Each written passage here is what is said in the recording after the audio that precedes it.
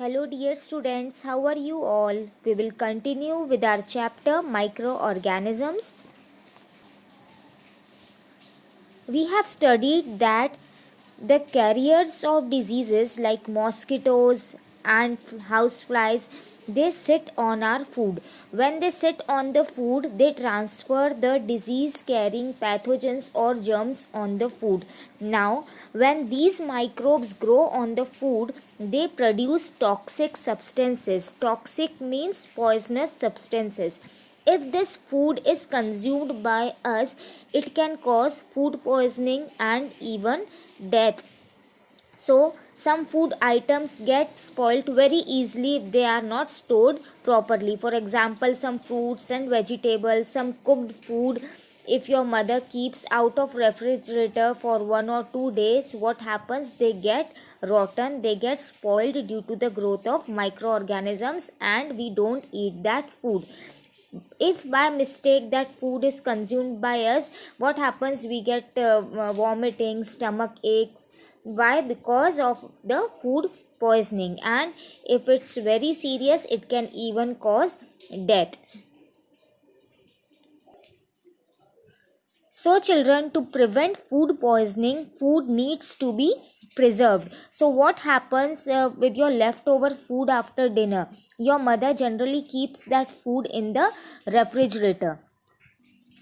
So, what is food preservation? It is prevention of spoiling of food from the action of microorganisms is called food preservation.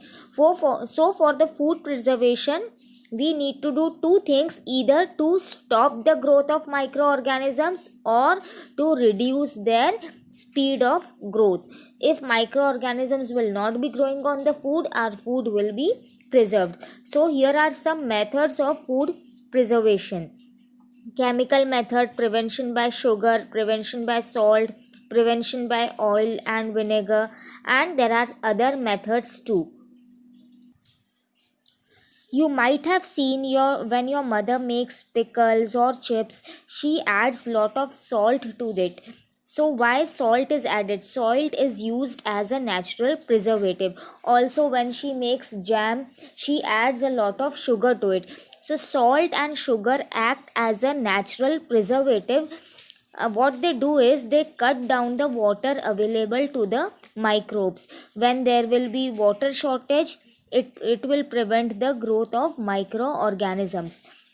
So salt and sugar are used as natural preservative.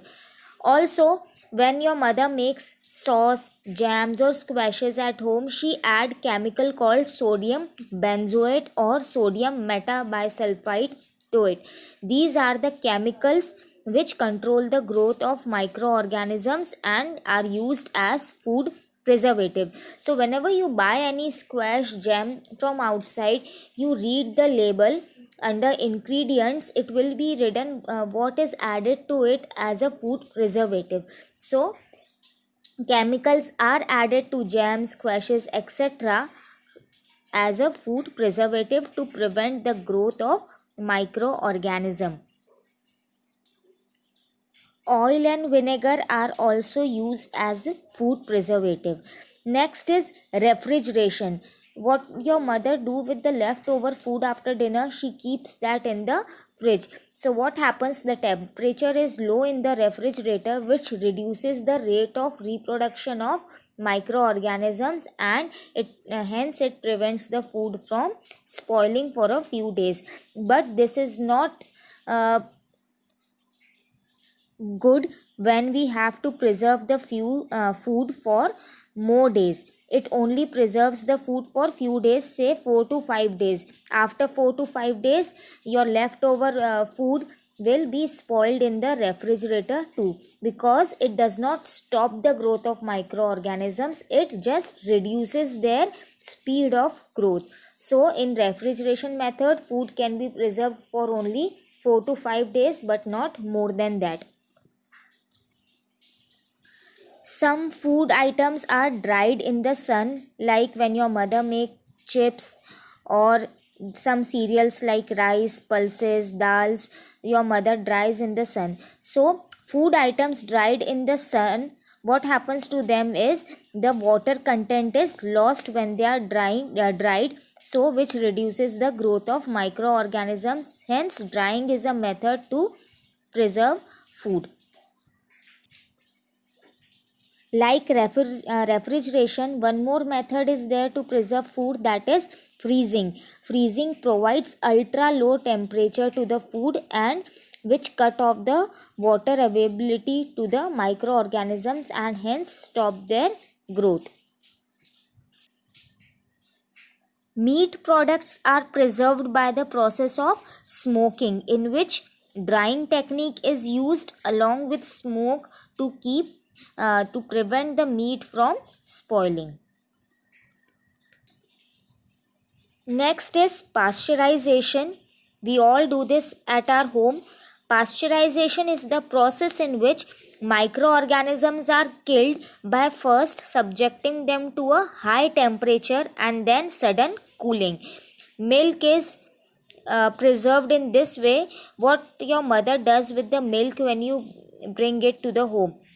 Your mother boils the milk first, and after boiling, what she do is she refrigerate that boiled milk. So first the milk is boiled, so all the microorganisms are killed, and then it is refrigerated. So first subjecting the food item to a high temperature and then sudden cooling, this process is known as pasteurization, and milk is preserved in this way. Next method is canning. In this process, food products are first subjected to high temperature and then sealed in can. When we sealed them, a vacuum is created. So canning increases the shelf life. Shelf life means how much time the food is safe for consumption. So it increases the shelf life of the food. So this method is used for our food juices, cold drinks you bring in can. So you have to ensure before consuming that canned products that they are not puffed or enlargement of cans are not there. If such case is there, then it will indicate that the food product inside the can is spoiled. So canning is also a method for preserving food. One more method apart from this is given in your book, that is sterilization. In sterilization, radiations are used to destroy the microorganisms.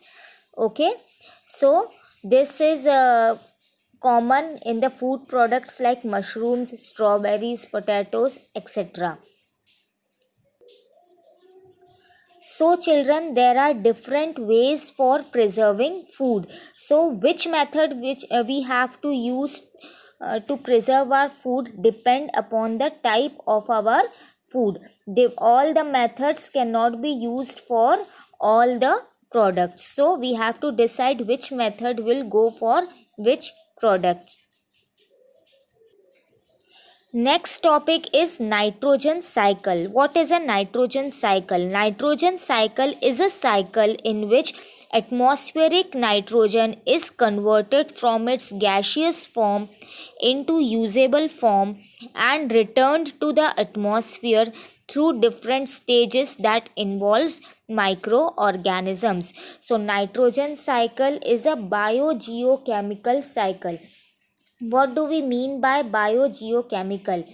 Biogeochemical cycle means a pathway by which the chemical elements like water, nitrogen, carbon are transferred between living system, that is the biotic component, and the environment, that is the abiotic component. So transfer of these substances like nitrogen, carbon, water, etc. between living and non-living components of the environment is called as biogeochemical cycle. Like you have studied water cycle, water is transferred between living and non-living components, so it's a biogeochemical cycle.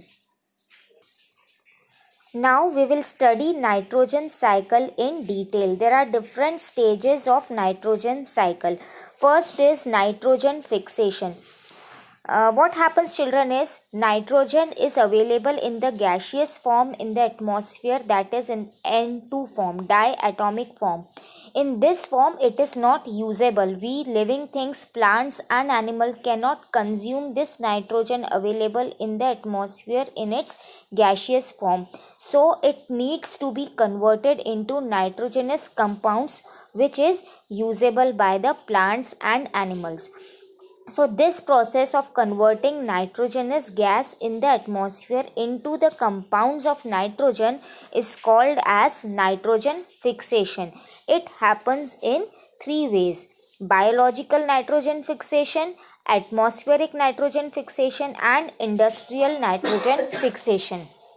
Biological nitrogen fixation, you all have studied the bacteria present in the soil, like rhizobium bacteria found in the roots of leguminous plant. What does it do is it fixes the nitrogen available in the soil into the nitrogenous compounds and provide it to the plants. So that's a biological nitrogen fixation done by bacteria present in the soil.